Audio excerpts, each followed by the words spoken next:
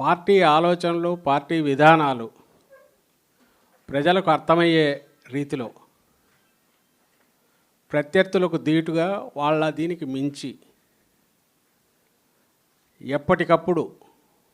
Real టైంలో ఉంటాం కదా, జరుగుతుండగానే చర్చ జరుగుతుండగానే మన పాయింట్ ఆఫ్ వ్యూ ఎలా తీసుకెళ్ళాలి, ఒక మీడియా ప్రతినిధి లాగానో లేక అనలిస్ట్ లాగానో కాకుండా ఒక రాజకీయ నాయకుడిలాగా, రాజకీయ కార్యకర్తలాగా ఈ మెళుకువలన్నీ అవగాహన చేసుకొని ఎలా జనంలోకి తీసుకెళ్ళాలి, అందులోనూ మీడియానే నమ్ముకొని దాని ద్వారానే ప్రజలను భ్రమలో పెట్టే దురాలోచనలు చేయగలిగిన ప్రత్యర్థితో మనం ఎదుర్కొంటున్నాం. కాబట్టి దాని ప్రాధాన్యత మరింత పెరిగిన నేపథ్యంలో ఎప్పటికప్పుడు మారుతున్న దానికి మనం ట్యూన్ చేసుకోవడం ద్వారా కానీ ప్రత్యేకంగా ఈరోజు ఈ వర్క్షాప్ కండక్ట్ చేస్తున్నాం. మెరుగ్గా మరింత మేలైన రీతిలో ఎట్లా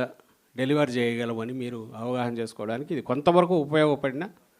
ఫర్దర్ ఇలాంటివి మళ్ళీ కండక్ట్ చేసుకుంటూ మనం పోయి దీన్ని ఇంకా ఫైన్ ట్యూన్ చేసుకోవడము, లేక మనకు సంబంధించిన ఆలోచనలు ఇంకేమైనా కొత్తవి ఉంటే విధానాలకు సంబంధించినవి కానీ వాటిని మీకు ఎప్పటికప్పుడు పంపడం, ఏదైనా ఆన్లైన్ ద్వారా మీకు లేదా ఇక్కడికి పిలిపించడం ఫిజికల్ దీనిల ద్వారా కూడా చేయొచ్చు. అంటే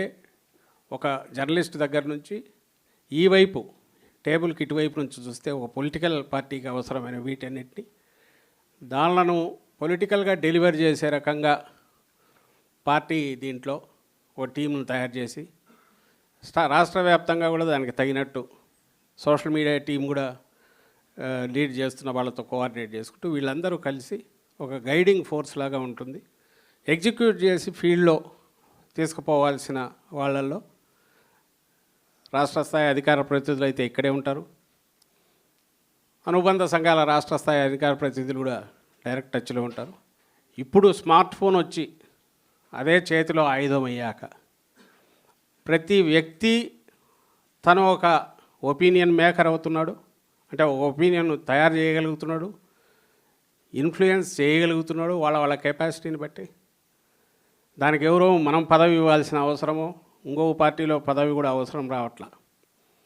మీకు ఆ కెపాసిటీ ఉండి సబ్జెక్ట్ మీద అవగాహన ఉండి రియాక్ట్ అయ్యే తత్వం ఉంటే ఎంతోమంది ఇండివిజువల్స్ వాళ్ళంతటా వాళ్ళు మన పార్టీకి సంబంధించి మీరు గమనిస్తే కూడా అభిమానులు వాళ్ళు ఎవరికి పార్టీకి పదవులు ఇచ్చి మీకు ఈ బాధ్యతని చెప్పాల, వాళ్ళంతటా వాళ్ళు రోజు జనంలో నానుతున్నారు. జరుగుతున్న పరిణామాలు వీటిది, లేదా వాటిని అవగాహన చేసుకున్నాక మళ్ళీ పంపాలన్నా పత్రికలు తప్ప వేరే ప్లాట్ఫామ్ ఉండేది కాదు. అక్కడ నుంచి టీవీలు వచ్చి అవి కూడా కొంతమందికి అందుబాటులో ఉండి, అంటే కొద్దిమంది అనుకున్న అభిప్రాయాలు వేల మంది లక్షల మంది దగ్గరికి వాళ్ళు రుద్దగలిగే వాళ్ళు అవి వెళ్ళేవి, వాటిని చదువు